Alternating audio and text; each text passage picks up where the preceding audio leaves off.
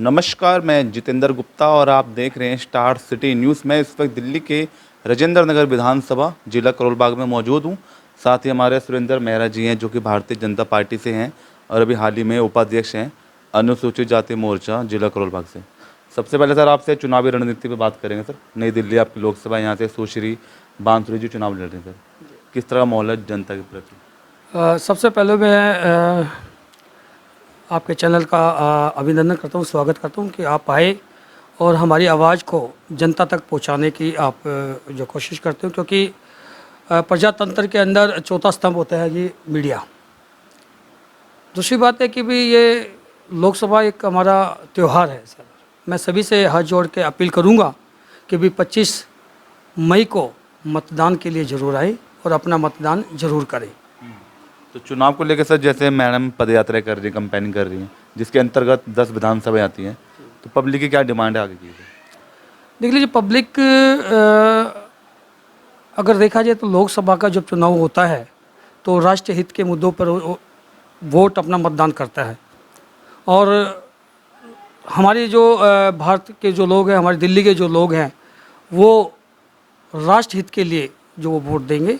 और जो राष्ट्र हित के अंदर आपको पता है कि भाई हमारे मोदी जी हैं वो सर्वश्रेष्ठ है, और इन्होंने अपने जो संकल्प पत्र में भी कहा हुआ है कि भाई हमारा जो 2029 के अंदर हमारी जो अर्थव्यवस्था आज हमारे 5 नंबर पे है, वो 30 नंबर पे हम लेके आएंगे। तो आगे का विजन क्या रहेगा? मतलब जैसे सांसद घूम रही हैं लोकसभा और आपके सामने सोमनाथ भारती भी एक चेहरा है सर एक, तो कैसा मुकाबला रहेगा नई दिल्ली का? देखिए, सौरभ भारती जी तो किसी टक्कर में है ही नहीं। टक्कर में नहीं ना, बिल्कुल भी नहीं है। इंडिया गठबंधन क्या लग रहा है इससे कुछ मुकाबला? देखिए, हर पार्टी अपने गठबंधन को आगे बढ़ाने की कोशिश करते हैं, लेकिन मेरा ये मानना है कि भी इंडिया गठबंधन नहीं है, ठगबंधन लग रहा आपको? बंधन है जी। क्यों लग रहा आपको ठगबंधन? मैं इसलिए कह रहा हूँ कि सर, आप पहले देखिए कि भी केजरीवाल जी के पूरे बयान आपने देखे भी होंगे, जो अपने बच्चों की कसम खाता था कि भी कभी भी मैं कांग्रेस को सपोर्ट नहीं करूँगा। ठीक है, अगर हमारा जन लोकपाल बिल आता है तो सबसे पहले मैं शीला दीक्षित को अंदर करूँगा, राहुल गांधी जी को अंदर करूँगा, सोनिया गांधी जी को अंदर करूँगा, लालू प्रसाद यादव जी को अंदर करूँगा, और जितने भी आज विपक्ष के जो नेता उनके साथ खड़े हुए हैं उन सभी का नाम लेकर के कह रहे हैं कि उनको सबको मैं अंदर करूँगा। क्या उन्होंने अंदर किया? क्योंकि उनके साथ खड़ा हुआ है, खुद वो घोटाले के अंदर शामिल हो रहे हैं। तो ये मैं इसलिए इनको मैं ठगबंधन कर रहा हूँ कि अपने अफसर के ऊपर ये साथ एक हो रहे हैं। जो एक व्यक्ति जो पूरे हमारे देश को आगे बढ़ा रहा है, ऐसा संत जो युगों युग के अंदर आता है, आदरणीय मोदी जी, वो सब देश के लिए काम कर रहे हैं, वो अपने लिए कभी काम नहीं कर रहे। आप देखिए, जब 2014 के अंदर मोदी जी जब आए थे, हमारी अर्थव्यवस्था कितने नंबर पे थी सर? बिल्कुल। और आज 5वें नंबर पे, 2029 में 3रे नंबर पे होगी सर। अच्छा सर, आपका जो भारतीय जनता पार्टी में आपको जो जुड़ाव हुआ इस राजनीति में, कैसे शुरुआत हुई आपकी? देखिए जी, हम शुरुआत से ही भारतीय जनता पार्टी के रहे हैं, और हमारे आदरणीय हमारे बड़े मामा जी श्री राम कुमार सिवान जी, हम छोटे छोटे होते थे तो वो सक्रिय राजनीति के अंदर भारतीय जनता पार्टी के अंदर थे।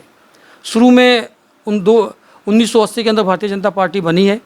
और उससे भी पहले वो जनसंघ में थे, फिर भारतीय जनता पार्टी में हम छोटे से जब बड़े हुए उनको ही देखते आए।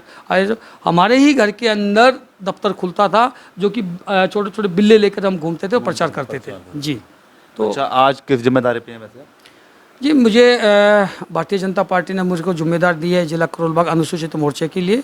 मैं बहुत आभार करता हूँ भारतीय जनता पार्टी का कि भी आप एक छोटे से अपने सेवक को इतनी बड़ी जिम्मेदार दी है, और मैं इसको तत्काल मैं निभाऊंगा सर। इससे पहले कहीं पदों पे रह चुके हैं आप पार्टी के? वैसे हाँ, इससे पहले मैं, देखिए, वैसे भारतीय जनता पार्टी मैं पहले पद पे भी था, आज मैं भी पद पे हूँ, क्योंकि मैं पद ज़्यादा महत्व नहीं मानता, क्योंकि मैं मानता हूँ हम कार्यकर्ता सेवादार, पार्टी के सेवादार हैं, हमें सेवा मिलती रहनी चाहिए, और हम पार्टी के सिपाही हैं, और आगे बढ़ कर के हम पार्टी के लिए काम करेंगे, क्योंकि पद तो आने जाने वाली चीज़ होती है सर। अच्छा, सेवादार हैं, मतलब आप पार्टी के और क्षेत्र के लिए तो क्या क्या सेवा कर रहे हैं अपने क्षेत्र के लिए सर? देखिए, सबसे पहले की समाज की सेवा होती है, पार्टी की सेवा होती है। पार्टी जो हमें दिशा निर्देश देती है उसके आधार पे हम काम करते हैं, लेकिन व्यक्तिगत तौर पे भी हम समाज की सेवा करते हैं। जो समाज के मुद्दे होते हैं हम उसको उठाते हैं। जिसको कोई परेशानी हो तो उस कोशिश करते हैं कि उसकी परेशानी को दूर करने के लिए। अभी जैसे हम क्षेत्र में आपके पधारे सर, काफ़ी समस्या देखने को मिल रही है सर, सड़कें नहीं हैं, पाइपें ओपन में हैं, तो इसका जिम्मेदार किसे ठहराता है? देखिए सर, पहले दिल्ली सरकार में अरविंद केजरीवाल नहीं थे। वो कहते थे कि हमें सरकार में लाओ और हम बहुत अच्छा काम करेंगे, ठीक है जी। वो सरकार में आ भी गई, ठीक है ना। आ करके उन्होंने लोगों को झूठ बोला कि भी मैं ये अच्छे अच्छे काम करूँगा। उन अपने वायदों पे खरे उतरे नहीं, और बार बार में स्कूल का नाम लेते हैं, हमने स्कूल बहुत अच्छे बना दिए, बहुत अच्छे बना दिए, बहुत अच्छे बना दिए। ये मुझे कोई संकोच नहीं है जी कहने में कि आदरणीय शीला दीक्षित जी जो आपने उस पे थी, तो उन्होंने सबसे पहले स्कूल के 2 मॉडल दिए थे। एक राजेंद्र नगर के अंदर महाराणा प्रताप सिंधी स्कूल है, दूसरा हमारा पूसा के अंदर है सर्वोदय है। ये 2 मॉडल उन्होंने बनाए थे जो सबसे सर्वश्रेष्ठ थे जी। उसके बाद जब इनकी आम आदमी पार्टी की सरकार आई, उन्होंने कहा कि हम सेवा के मतलब शिक्षा के ऊपर अच्छा काम कर रहे हैं। अभी भी दिल्ली हाई कोर्ट ने, आपको पता है कि भी एमसीडी के स्कूल को फटकार लगाई है कि भी वो 2 लाख बच्चों को समय पर वर्दी किताब और कुछ नहीं दे पा रहे। तो आप बताइए कहाँ है इनकी सरकार है। और पहले भी अभी पिछले मेरे ख्याल से 1 साल पहले की बात है, इन्हीं के स्कूल के अंदर एक बच्चे ने टीचर के साथ दुर्व्यवहार किया। वो अखबार न्यूज़ में भी देखा होगा दिल्ली सरकार। तो इससे क्या लग रहा है, आने वाले 24 के बाद दिल्ली विधानसभा चुनाव है सर, 70 सीटों पे 25 साल से आपकी दिल्ली में सरकार नहीं बन पाई, इसकी सबसे बड़ी वजह क्या है और आने वाला समय कैसे रहेगा सर?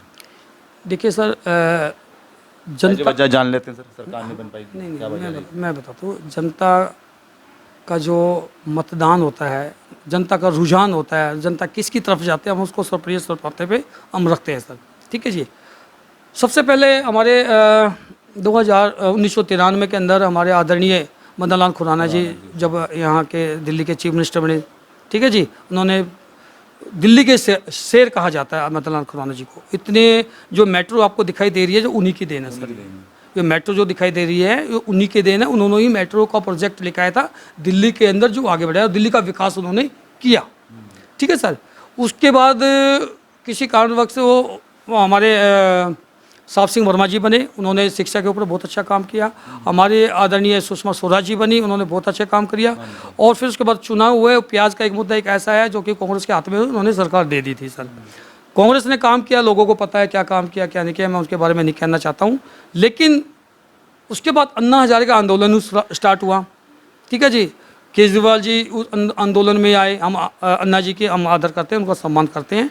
अब इन्होंने कहा कि भी जन लोकपाल बिल लेकर आएंगे और सबको हम, उसके समर्थन में सब लोग आए, हम भी गए, सभी गए। नॉन पॉलिटिकल प्रोग्राम था, सभी जा रहे थे, हम भी गए वहाँ पर।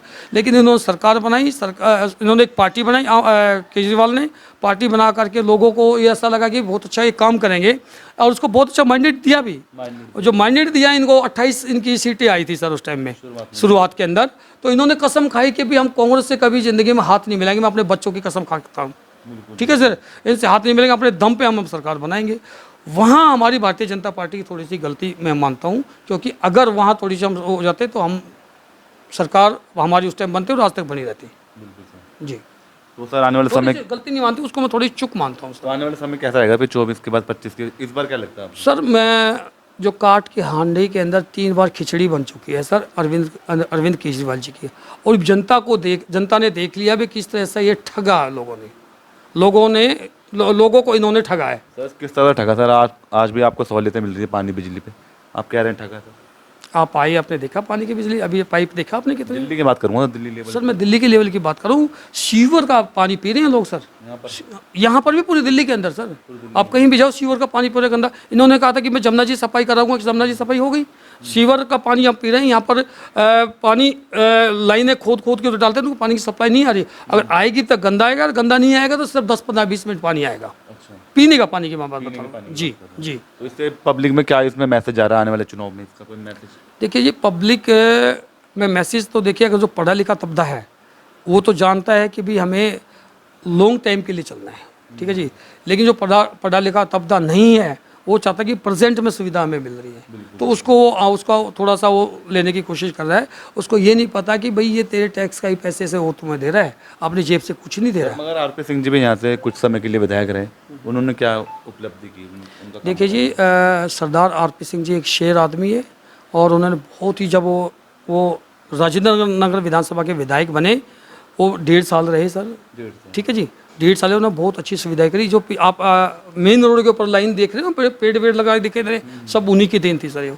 और आगे तक राजेंद्र नगर गंगाराम हॉस्पिटल के पास में चले जाओ, जो बड़ी सौंदर्यीकरण दिखाई दे रहा है, सब उन्हीं की देन थी। पानी की सुविधा क्यों नहीं दे पाए सर न रहने के लिए? देखिए मेरी बात, पानी की सुविधा इसलिए वो दे रहे थे सर, प्रोजेक्ट चल रहा था, पूरा चल रहा था। वो विधानसभा भंग हो गई, चुनाव हो गए, उसमें वो नहीं जीत पाया अगली बार। क्या वजह रहता है दोबारा नहीं जीत पाया, तो इसकी वजह क्या मानते हैं? मैं इसकी वजह, देखिए सर, जनता का रुझान मानता हूँ। जनता का रुझान, इन्होंने क्या करा, केजरीवाल जी ने अपने झूठे वादों से लोगों को ठग लिया, ब्रेन वॉश कर लिया, कुछ लोग उनके उसमें आ गए ठगे में, और उन्होंने बना लिया सर। अच्छा, और अपनी छोटी सी जनता में आप क्या मैसेज देना चाहते हैं सुरेंद्र जी लास्ट में? सर मैं जनता को ये मैसेज देना चाहता हूँ कि हमारा जो सबसे बड़ा त्यौहार 25 तारीख को आ रहा है, ये जो मतदान लोकसभा का त्यौहार है, और सबसे मैं हाथ जोड़ के अपील करूँगा कि भी अपने घरों से निकल करके आएँ, ज़्यादा से ज़्यादा संख्या में 25 तारीख को अपना मतदान डालें भारतीय जनता पार्टी को। तो ये हमारी सीधी बात सुरेंद्र मेहरा जी से, स्टार सिटी के साथ मैं जितेंद्र गुप्ता।